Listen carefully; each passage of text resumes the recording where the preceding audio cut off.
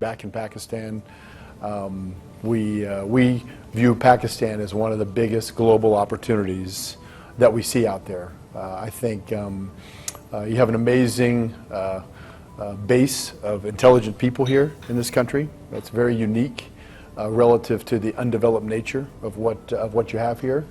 In particular, we see a number of sectors that are extremely important. I've been very close with the Trump administration for a long time, and we are entering in the world, I believe, a new time of peace and prosperity. Under Trump's leadership, and I believe your leadership here has a lot of the very same mindsets. The last 4 years, we've all been under attack. I think the stuff that the Biden administration did to Pakistan was absolutely disgraceful. It was something I'm incredibly embarrassed. If you look at the problems they caused, things like the Afghanistan pullout or lack thereof, absolutely terrible. And these are things that President Trump, is cleaning up, and he's brought in the right teams to clean these things up. I believe your leadership here in this country is very aligned and very like-minded, and I think it's very important that we build a very strong bridge between both of these groups. The Pakistan-U.S. relationships go back, many, many years. Someone was saying, even Jackie Kennedy was flying on Pakistan Airways. And so we view this as a huge opportunity, really a left and overlooked opportunity. I think there's a lot of misperceptions in the U.S. about Pakistan. I think it's a very misunderstood place. And, President Trump believes in economic diplomacy. And that's why we're here. We plan on investing billions of dollars in Pakistan across a number of different areas. Critical minerals and real estate are where we're going to start. From a real estate perspective, we've brought in our real estate development partners and are going to build some of the most high-end luxury properties that have ever existed in Pakistan. We're very excited about that, and we think the people deserve it. We're going to be using materials from Pakistan, and it's a very big opportunity. But critical minerals, real estate, energy, technology, AI are all areas that are really needed here. I even have friends in Texas who have their entire back offices outsourced to teams in Karachi. And I think that model is one that's really, really attractive and something that we're just getting started with. So with that, I'm happy to answer any questions. Sir. Yes. This is Adil from DawnNews. Yes, I heard of your interest in the real estate sector of Pakistan. Yes. Since you are one of the closest people of Donald Trump, do you see a real estate investment like the Trump Tower coming to Pakistan in the near future? Look, I would say, first of all, the Trump brand speaks for itself. It's one of the top global brands in the world. My hope is that with the work we're doing, we're setting a foundation for someday brands like that want to come to Pakistan. I don't believe there's any commitment today, but I would hope that with what we're doing and the close alignment of our two countries, that someday that could become a reality. Tariq here. I'm from DawnNews. Welcome you here. My question is, recently one of the close advisor and now the NY, Mr. Richard Grenell, has posted a series of provocative exposed demanding the release of one of the political leaders, one of the former Prime Minister, whose case were and still are pending in the courts, to release him. Don't you think that, and then later on he deleted all those posts, don't you think that this is a clear intervention in our judicial system, and how you view this? First off, I think Rick Grenell is one of the finest people I've ever met. He's a true patriot, an American, and what Rick Grenell accomplishes on literally a daily basis, many people can't accomplish in a year. He's truly a remarkable individual. I would say, as it relates to that issue, look, I think he may have been misled. I also would tell you, he personally told me there are a number of deep fake presentations on the internet that have been made out there about that it actually is not true or real at all. So he's been disappointed, but I think Mr. Grinnell, Ambassador Grinnell, you know, has a very clear, defined view, and I think he supports everything we're doing in Pakistan. This is Suheil Iqbal Bhatti, editor North GTV News. Mr. Gentry, you were the director of finance of Donald Trump's presidential campaign in 2016. Yes. It shows that you are very close to him. My question is, are you going to take any important role in current government? In 2016, I had the blessing of serving President Trump. I was along with Tommy Hicks, I was the finance co-chairman for the campaign, and it was an incredible, life-changing experience for me. We have the most amazing president in the world, in America, and his ideals, his tenacity, his hard work ethic, I can only dream to match what he does on a daily basis. For me, I'm a businessman. I'm not a politician. The same reason I'm back here, just when I was here a couple weeks ago, getting stuff done. I'm not here to talk. I'm here to do. So I have no plans to take an active role in the administration whatsoever. My plan is to be the person in the field getting stuff done, working to deliver the economic diplomacy that America needs to bring to the whole world. And for me, Pakistan is one of those very unique opportunities that's been overlooked, and we hope to build a bridge. Because look, when you build a bridge in business, the government stuff becomes very easy. You know, when you have a reason to care about a place, a love of a place. I mean, the people I've met here are some of the best ever. They care about family values. You know, they care about having a job and working hard. They deserve the opportunities that the rest of the world is given. And your leadership here, from the time I've spent with them, believes that so strongly. They want to do whatever it takes to lift all the people up here. We're even talking about in our housing businesses, you know, we're bringing new technologies here with our partner to build low and middle income housing as well as the super high-end luxury housing on a scale that's incredible. This same technology, tunnel development, has been used in Turkey by President Erdogan very, very effectively. We want to bring the same technology here, use it in Pakistan, where you can build the structure of an entire 30-story building in a month. It's absolutely incredible. Very safe, very high-end feeling. And we're going to use that same technology here on the real estate side. And we're just trying to find the best avenues because we want as many Pakistanis as possible to be homeowners. Your finance minister is doing everything they can to bring interest rates down. Obviously, interest rates have just started to come down here. That's so important. You know, one of the things that's made America great has been the ability of everyday Americans to own homes and accrete value in their homes over time. That same opportunity, that same financing needs to come to Pakistan, and we're going to help that occur. Hi, this is Anika Nasari, RY News anchor person. I welcome you to Pakistan firstly. Thank you. Because Thank it is certainly a land of opportunity, a land where foreign direct First question would be the political environment. I've heard you 3 times praising this government, that this government and you are pretty aligned in the investment sector. Do you think the people around in the government, as one was mentioned, Richard Grinnell, and there are many others that have tweeted. You said that there were many AIs and deep fakes about him. Could a tweet be a deep fake as well? Because that was a tweet that was done from his account. And there were many other accounts that tweeted about Pakistan. And there's a very strong perception on social media as well, that because of the close relationships of Donald Trump and Imran Khan, this government could be in trouble. Would that perception be correct or not? Secondly, you've been here a week ago, I've been told. Have you decided where you need to invest? Because there have been a lot of foreigners that have come to Pakistan, but mere MOUs will not lead us to the investment. When and how is the investment going to be materialized?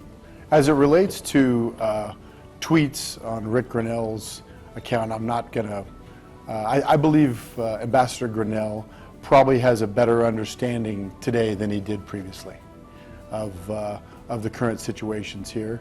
I don't know Imran Khan or all the issues that existed in the past, but I've seen no evidence that our administration in the U.S. has anything but respect for the leadership here, period. With some of my own research that I've done, I think there were a lot of issues with that former prime minister, but again, that's not what I'm here to talk about. As it relates to investment, yes, we have several active ideas on where to invest. In real estate, you will see, I believe, agreements in the next 10 days signed by us, moving forward with several real estate projects, not just MOUs. Like you, an MOU is just a starting place. We had to kind of define what the parameters of the investment were, and now we're running hard on that. So we have a great team. Frankly, they've been burning the midnight oil every day. I think they barely have slept, working on plans, developments, infrastructure that's needed. And I think within the next 2 weeks, I've told them agreements better be signed. So that's very important. Real estate's going to be our first place of investment. It's going to be significant real estate investment. We are going to launch, among a few different areas, we're going to launch some incredible products. Maybe you're even interested in it yourself. We're going to have some beautiful villas that we build here in Islamabad. And it's going to be, ultimately we're going to do more than 1,000 of those, but we're going to start with a couple hundred quickly. And these are going to be super high-end luxury branded products. So we have a number of brands that really want to come to Pakistan. And so we're very excited to build the highest end product that's ever been built in Pakistan. And we're going to get after that quickly. Number 2 is critical minerals.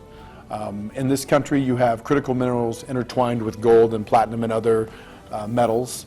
We have several locations and diligence that we're working on right now. We're bringing in the teams as we speak to evaluate those. I believe that we will have one of those signed, agreed to, and funding in the next 2 weeks.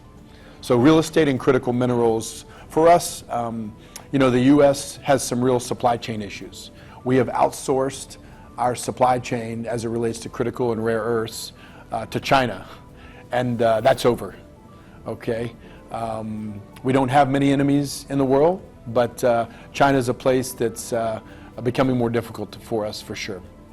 And I would tell you that we are going to take this into our own hands, and we are going to go out and get the critical minerals that America and American businesses need.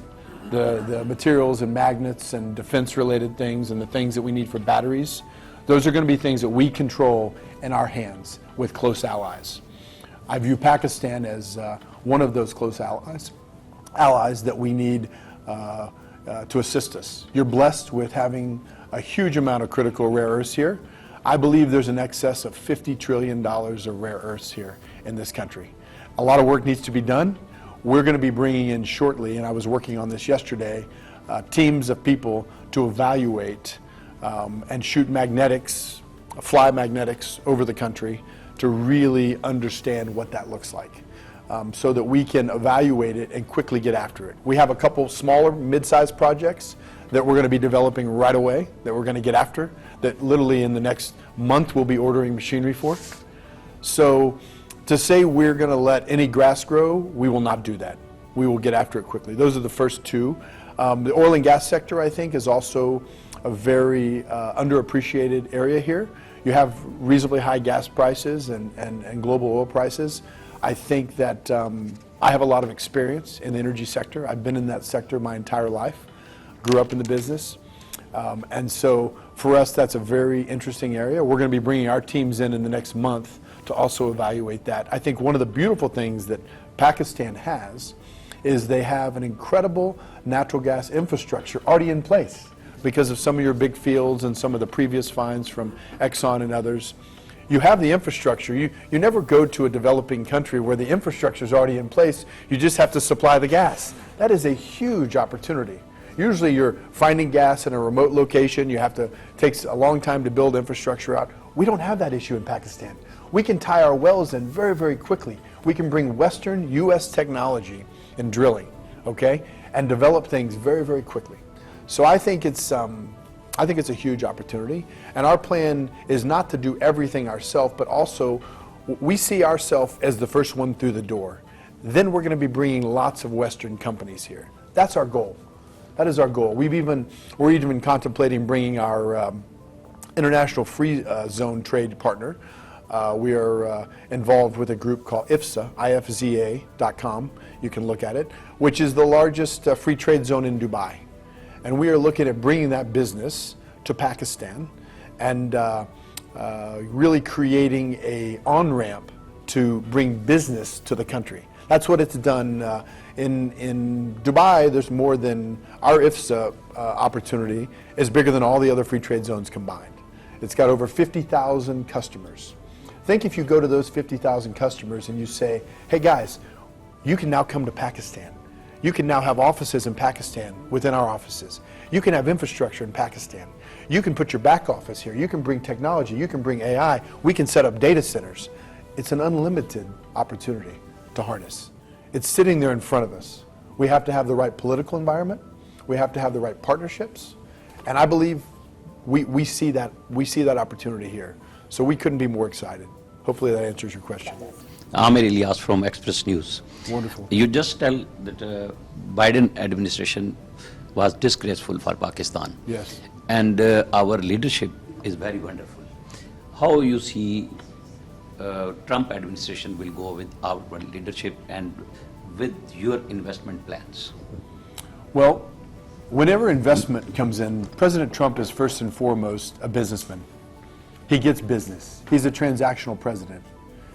If U.S. interests and Western interests are aligned here and working hard and investing in the country, I see a real reason for the U.S. to get behind that.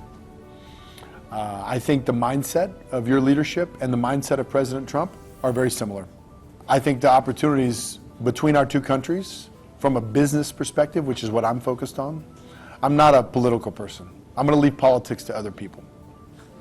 But politics and business do mix from the perspective of having some support that's very, very key and here in this country, both from your administration and from our administration.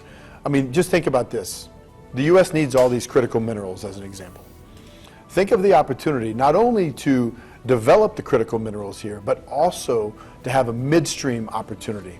We have talked to several partners on the midstream side, the people that would refine it, upgrade it, actually create the end products, and then deliver them to America. Think what that does for the supply chain and the partnership and the economic arrangement between our two countries. It makes it critical. So that's our goal. I think it's important that the minerals that are ultimately produced here are also upgraded here. You know, you're going to see Western interests, and U.S. interests in particular, move into a position of control and very active involvement for the first time in a long, long time. You know, I looked at getting very involved in the critical mineral space years ago, after the first Trump was elected, and it just wasn't the right time. But now is the right time.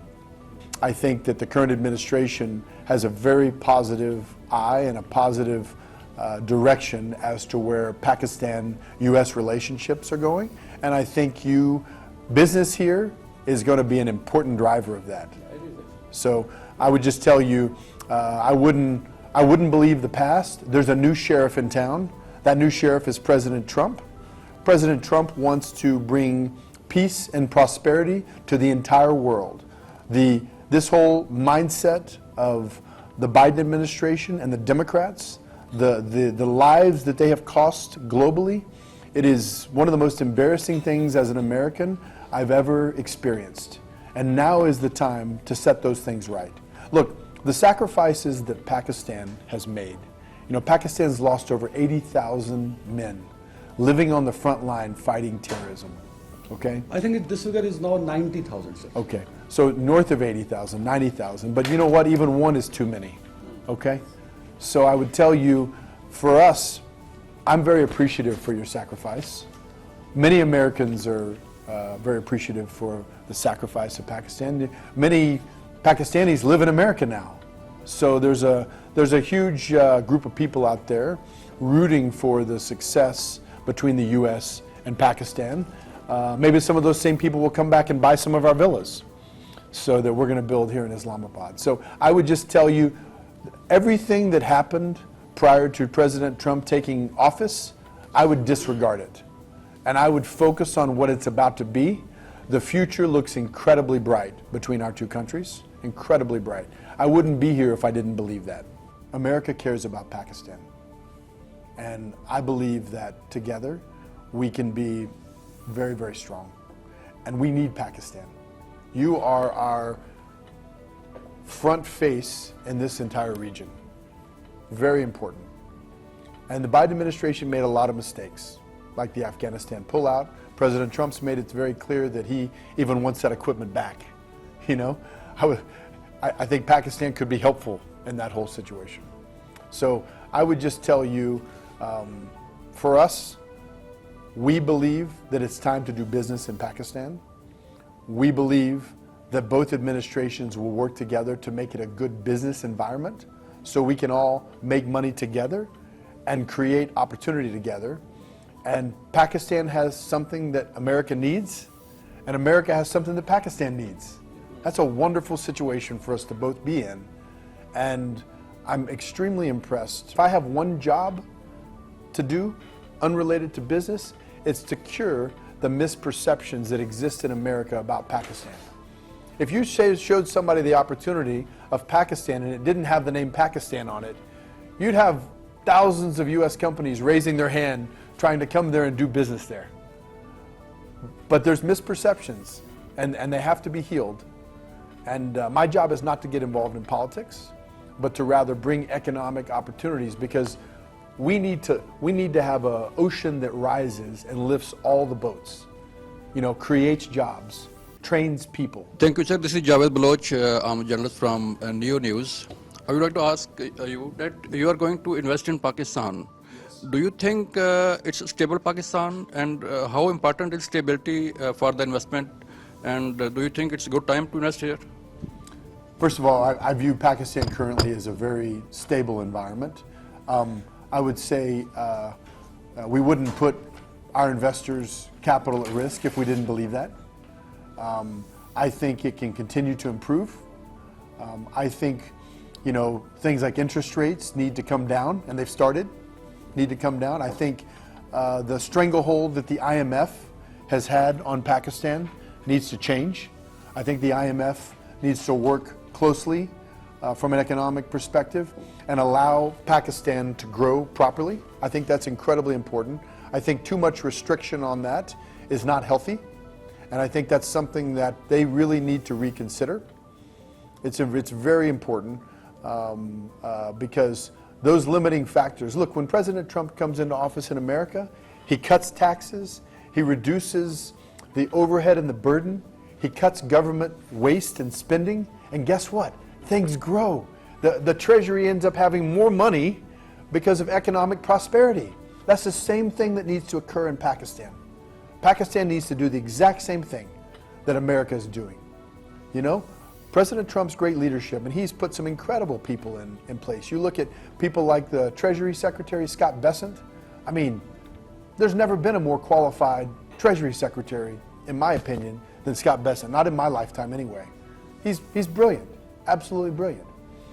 You look at some of the ambassadors that are being put in place. I think it's very important to get the right ambassador here in Pakistan. That's something that is really critical, and we need a business person. We don't need a bureaucrat.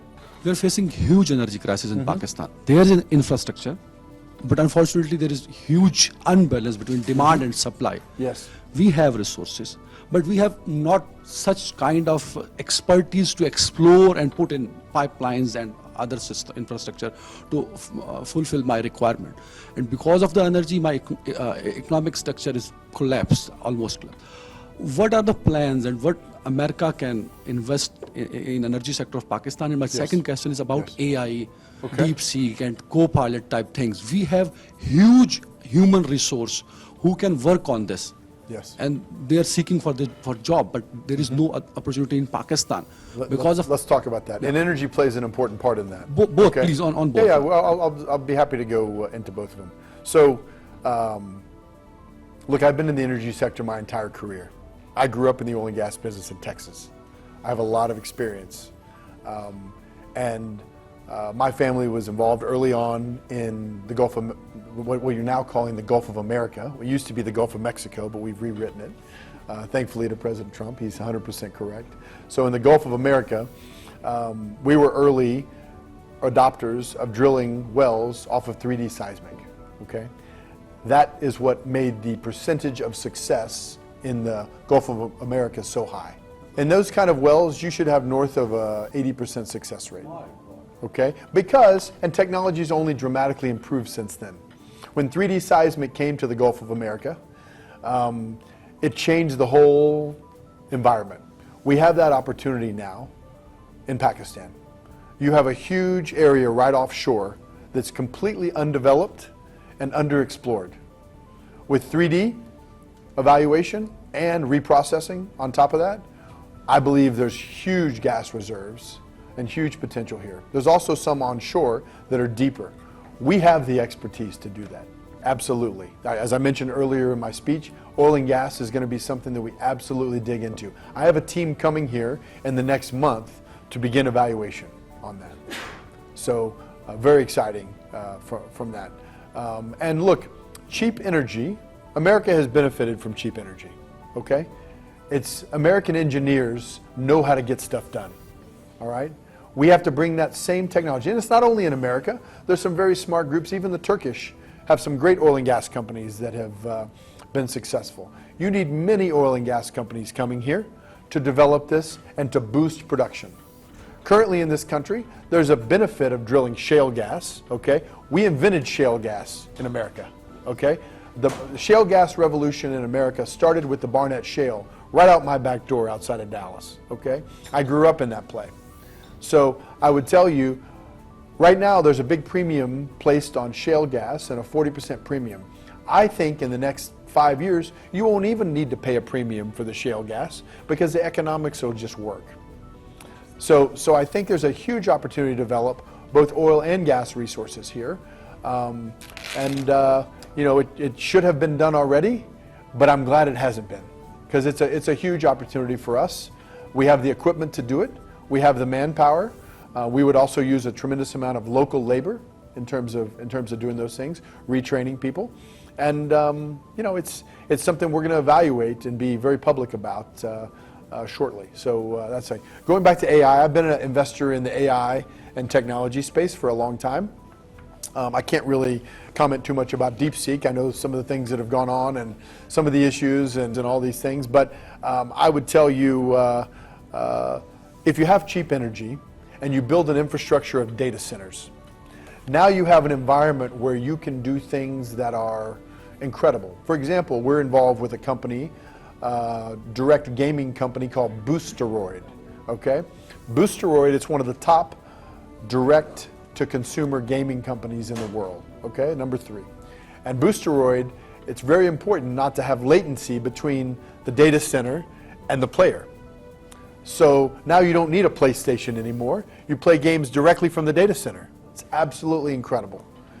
We've been involved with this company for some time, and it's a huge opportunity. But you can't do that in Pakistan if you don't have the right data center. And you can't have the data centers if you don't have the appropriate power. We need smart entrepreneurs to bring platforms, to train people, to hire people, and to build huge opportunities as it relates to the human, you have the human capital here is the most undeveloped in the world relative to how talented they are. That needs to change. I know you had one more. Yeah, can I? Sure. Sir, you are planning to invest Pakistan. Pakistan is the agriculture country. I'm sorry? Agriculture country, Yes, Pakistan. yes. We have 1,000 acres land in Pakistan. Do you have any plan to invest in agriculture and livestock or tourism also? So I'm getting after it as fast as I can here, guys. You know, we've got teams executing and moving forward. Our partners have tremendous agriculture experience. We've done some things in the agriculture space. I would say it's definitely a sector we should look at. I'm not an expert on Pakistan agriculture yet, but look, we're open to all types of different areas. All of these things build on each other. And, you know, I will not be surprised if we're not a very, very, very significant job creator in the next 12 to 18 months in Pakistan. You know, things are important to me, and the people of Pakistan are warm, friendly. They've been incredibly inviting. I've been really surprised by it, pleasantly surprised. And so we're excited to really improve, bring capital significant. We plan on bringing billions of dollars here of investment. And this isn't long term, now, very soon. With that, you'll see, look, people are as good as their word. I told them I'd be back quickly. We'd have a plan. Now we're executing. Shortly we'll have agreements signed. And at that point, you'll see us go to work. And look, we're very appreciative for opportunities or leads. If you think there's something we should be looking at, if you think there's smart people we should get involved with, we have a high capacity and a big team to work here. So, yeah, thank you so much.